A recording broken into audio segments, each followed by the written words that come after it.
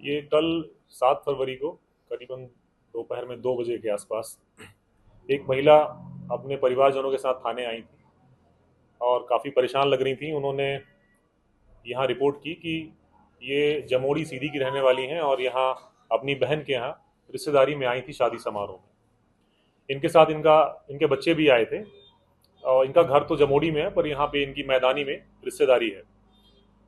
इनका ये कहना था कि शादी से आने के बाद इन्होंने अपने सारे जो जेवरात जो है वो उतार करके घर में एक टिफिन के डिब्बे में रख रख दिया था और ये किसी काम में बिजी हो गई। इनका ध्यान जेवरात से हट गया। अचानक से जब ये लौट के आई और इन्होंने देखा तो वो टिफिन का बॉक्स जेवरात सहित गायब हो गया।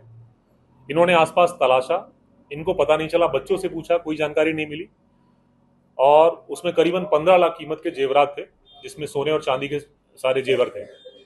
और इन्होंने थाने में तत्काल रिपोर्ट की।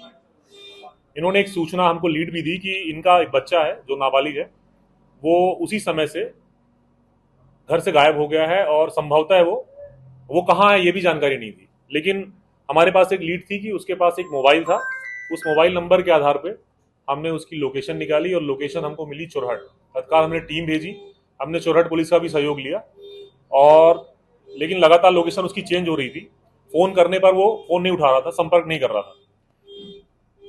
कुछ देर बाद जमोड़ी में उसकी लोकेशन मिलती है और हम जाकर के, हमारी टीम वहां पहुंचती। जमोड़ी से हम उसको काफी मेहनत के बाद उसको हम लोग दस्तयाब कर लेते हैं। पूछताछ में वो बिल्कुल सिरे से खारिज कर देता है कि मैंने कोई घटना नहीं करी है, ना ही मैंने कोई चोरी करी है। हम उसकी बैग की तलाशी लेते हैं, बैग में वो टिफिन भी बरामद नहीं होता है। हम उस बच्चे को अपने तरीके से जो है यहाँ लेकर आते हैं। परिजन भी उसके साथ में ही थे, परिजनों द्वारा ही पूछताछ की गई, लेकिन बच्चे ने बिल्कुल भी टस से मस नहीं किया। बाद में फिर उसको टेक्निकली हम लोगों ने उसको हैंडल किया और उसने हमको एक थोड़ी सी लीड दी कि संभवतः जो है सामान है वो यही मैदानी में एक मकान के बगल में गैरेज है, वहां हो सकता है। वहां हम गए, हमारी टीम गई वहां।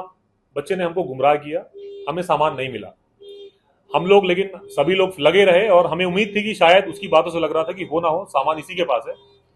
और अंततः उसने ये बताया कि उसने वो सामान जो है अपने एक मित्र के यहाँ रखा हुआ है जमोड़ी सीधी में।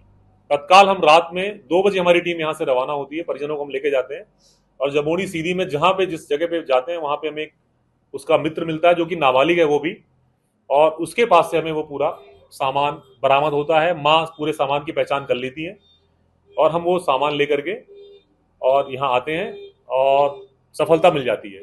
सर, ये जी, जो बच्चे ने ये काम किया था, ये क्या मानसिकता क्या थी इसकी, क्या चाहता था? हालांकि बच्चा शुरू से ही गुमराह कर रहा है, लेकिन हमें जहां तक उसने ये बताया है कि वो ऑनलाइन गेम खेलता है और वो जो गेम है उसमें कहीं ना कहीं हार जीत से संबंधित है। वो तो उसमें वो कुछ पेमेंट का इशू है और शायद उसने पैसे किसी से उधार लिए होंगे और उसी ये संभावना है कि उसने उसी उधारी चुकाने के उद्देश्य से ये जो है सामान बिना बताए घर से चोरी किया है।